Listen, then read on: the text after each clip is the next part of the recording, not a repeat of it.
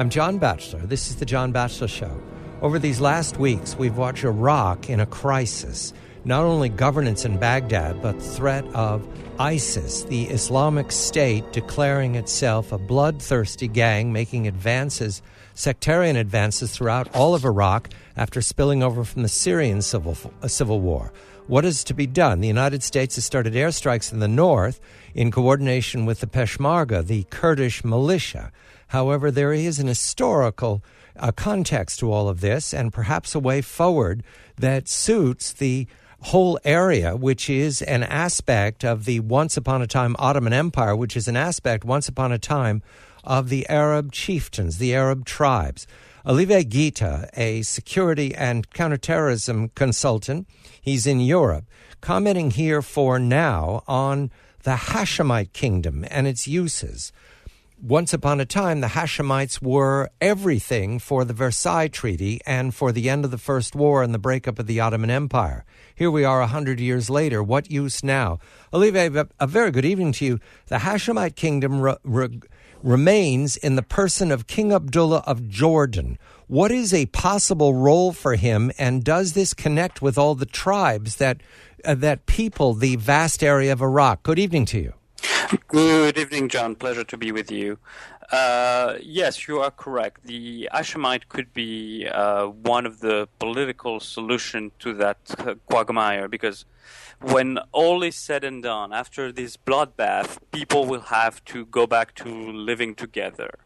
After the invasion of Iraq in 2003, there were talks, if you remember, about a federation with three states, a Kurdish one, a Sunni one, and a Shia one, that would basically work as an entity that would provide for the three different federations a kind of equal sharing of resources, because that's also one of the big issues, that most of the oil is in the Kurdish part, and if you were to have a breakup of Iraq, the other constituents of the country, i.e. the Sunnis and the Shias, would ask for a share of that.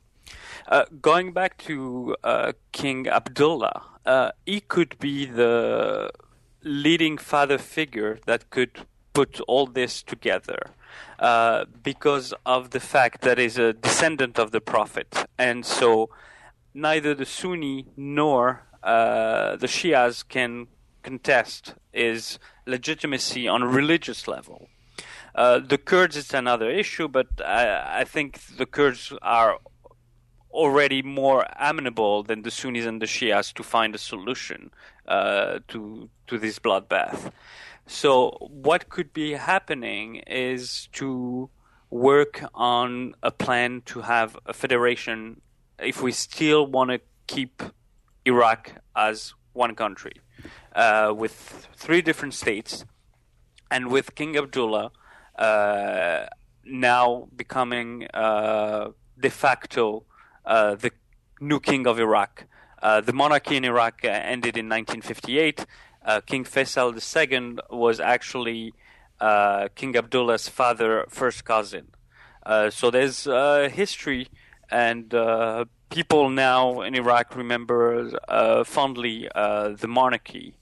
So when all comes to an end, the political situation is not going to be finding, the successor to Maliki that we supposedly found, and that is going to be tough to work with all the different sects.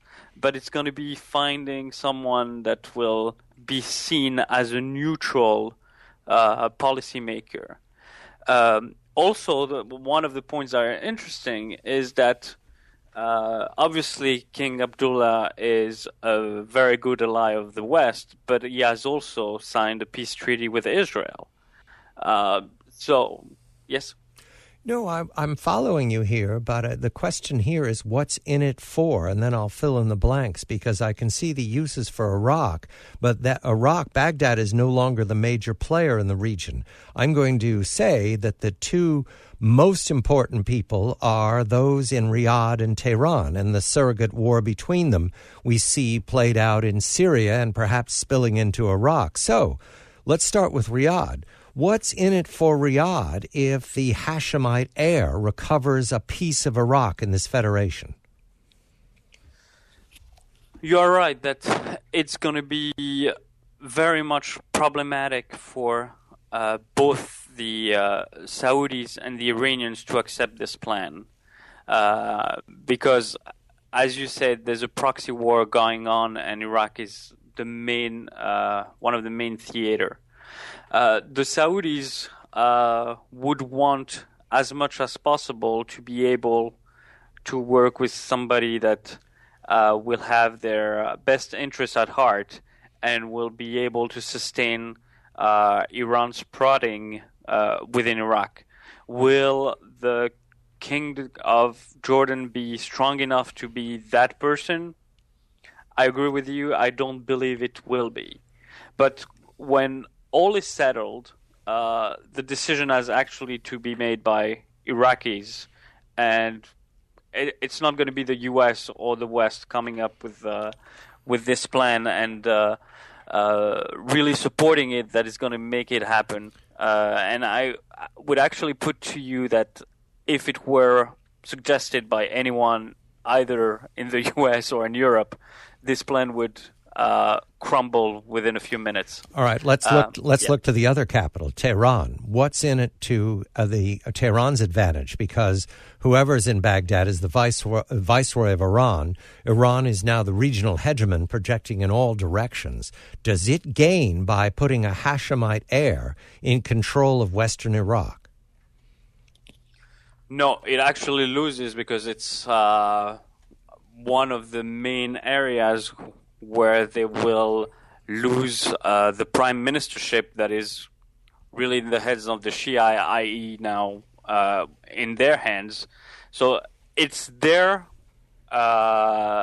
game to lose. So if we want to, one way or another, try to turn the situation around and make Iran the loser, this situation works quite well. But will they accept this, lying down? I don't think it will be.